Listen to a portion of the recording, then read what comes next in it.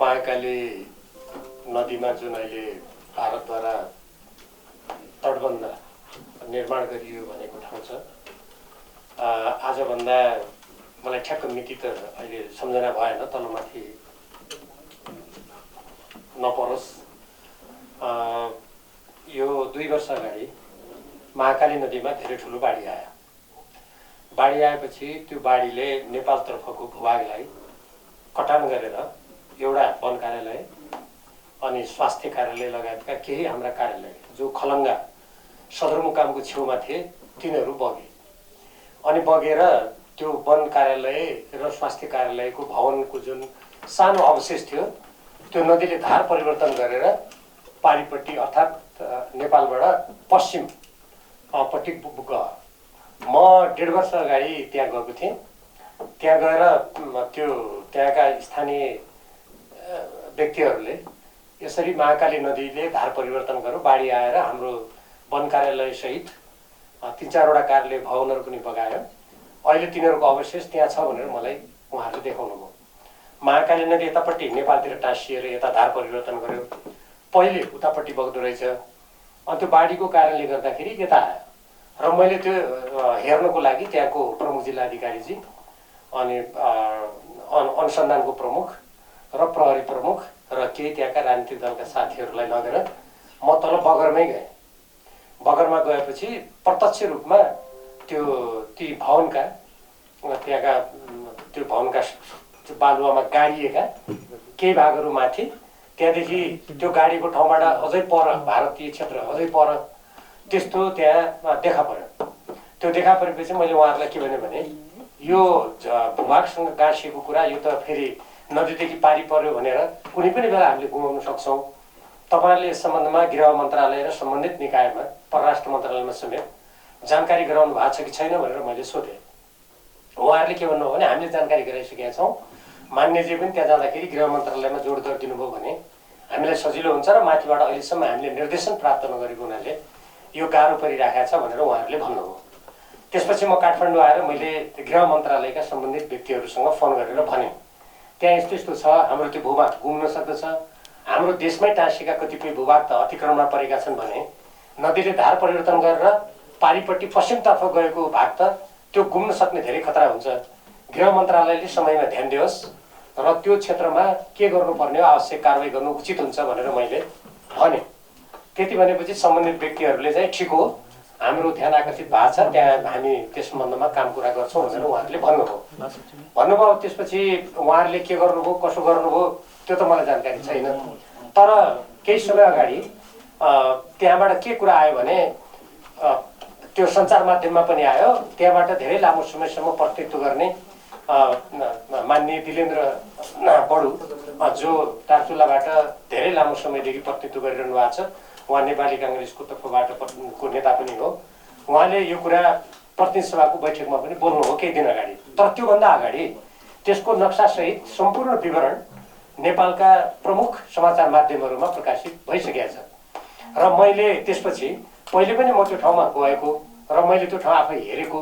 त्यहाँ मैले अघि भनिहालेँ त्यहाँका प्रशासक र प्रहरी सुरक्षा प्रमुखहरूलाई समेत लगेर सशस्त्रको प्रमुख पनि हुनुहुन्थ्यो त्यहाँ, उहाँहरूलाई लगेर मैले हेरेको। त्यस कारणले गर्दा मैले फेरि त्यो के हो त अहिले भनेर फेरि त्यहाँ मैले आफूले जानकारी लिएको थिएँ।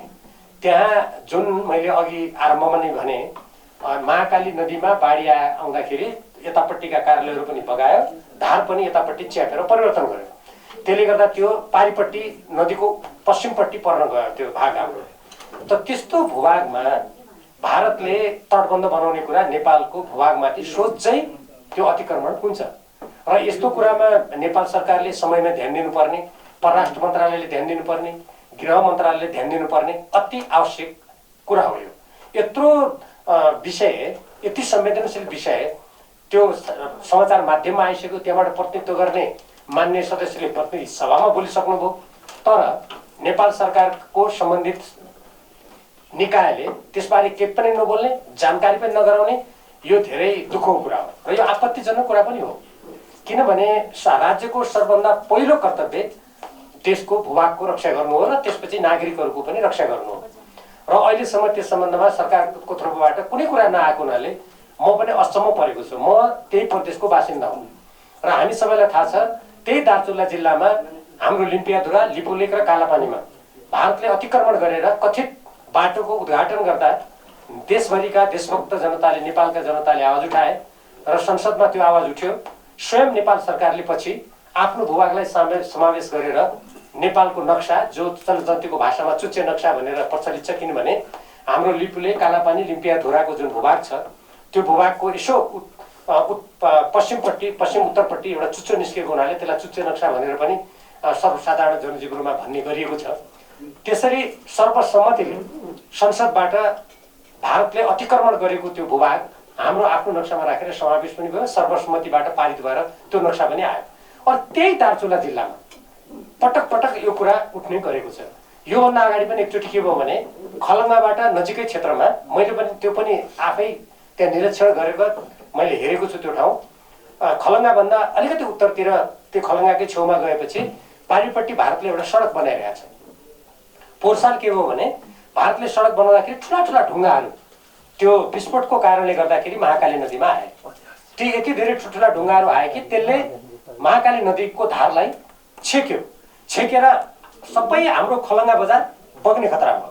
त्यो बेला पनि मैले गृह प्रशासनको त्यहीबाट फोन गरेर भारत सरकारसँग आग्रह गरेर ठुल्ठुला ढुङ्गाहरू जसले महाकाली नदीलाई छेकेको छ, बर्खा लागेपछि त हाम्रो जम्मै सदरमुकाम बग्छ, यो भन्नु पर्यो भनेर त्यो बाढीको कारणले तल बगिसकेको अवस्थामा फेरि यहाँ माथिबाट ठुलो क्षति हुनसक्छ भनेर मैले त्यहाँ पनि त्यहाँका जिल्ला प्रमुख, जिल्लाधिकारी, प्रहरी प्रमुख उहाँहरूलाई त्यो बेला मैले भनेको थिएँ। त्यसकारण यस्तो यो संवेदनशील विषयमा यति महत्त्वपूर्ण हाम्रो आफ्नो भूभाग प्रत्यक्ष रूपमा सबैलाई थाहा छ। नाप नक्सामा त्यो हाम्रो हो। त्यहाँका ती भवनका अवशेषहरू मैले आफै हेरेको हुँ। त्यहाँको प्रमुख जिल्लाधिकारीजी अहिले त्यो बेलाको त हुनुहुन्न त्यहाँ, त सायद प्रहरी प्रमुख पनि सरुवा भएर जानुभयो होला। यस्तो विषयमा हामीले गम्भीर रूपमा लिनुपर्छ र यसमा नेपाल सरकारको ध्यान आकर्षण गराउनुपर्छ। नेपाल सरकारलाई यो के भएको, हाम्रो यो समितिमा नेपाल सरकारले यसको बारेमा तथ्य जानकारी गराउनु पर्यो, संसदलाई जानकारी गराउनु पर्यो। हाम्रो यो समिति पनि संसदको एउटा, हामी सानो संसद भन्ने गर्छौँ, अङ्ग्रेजी भाषामा मिनी पार्लियामेन्ट भन्ने गरिन्छ। यसको सानो रूप संसदको भनेर हामीले भन्ने गर्छौँ। देशको भूभाग यसरी खुलेआम मिचिँदा सरकारको मौनता भनेको यो अत्यन्त आपत्तिजनक कुरा हो, यो दुःखलाग्दो कुरा पनि हो। त्यसकारण एउटा त त्यो। दोस्रो कुरा, दुई देशको बिचको, कुनै पनि दुई देशको बिचको अन्तर्राष्ट्रिय कानुन अनुसार र नेपाल भारतको बिचको पनि त्यही नै हो, त्यसैबाट निर्देशित हुन्छ। कुनै पनि सिमानामा 10 गजा क्षेत्रभित्र कुनै पनि संरचना बनाउनु पर्यो भने दुई देशको बिचमा छलफल हुनुपर्छ। नेपालका कतिपय ठाउँमा पिलरहरू, सीमा स्तम्भहरू ढलेका छन्, भत्केका छन्, तर पनि भारतसँगको सहमति बिना नेपालले त्यो निर्माण गर्न सकिरहेको छैन। किनभने त्यो अन्तर्राष्ट्रिय कानुन बमोजिम र द्विपक्षीय सिमानाको एउटा स्थापित मान्यता बमोजिम एकअर्कासँग परामर्श गर्नुपर्छ, सहमति लिनुपर्छ। एक त यसै पनि भारतले हाम्रो खलङ्गा, दार्चुलाको सदरमुकाम खलङ्गाको छेउमा बग्ने महाकाली नदीको हाम्रो 10 गजा क्षेत्रभित्र उसले तटबन्ध निर्माण गर्नुपर्दा यसै पनि अन्तर्राष्ट्रिय कानुन बमोजिम, दुई देशको असल छिमेकीपनको सम्बन्ध बमोजिम उसले परामर्श गर्नुपर्ने हो, सहमति बमोजिम गर्नुपर्ने हो।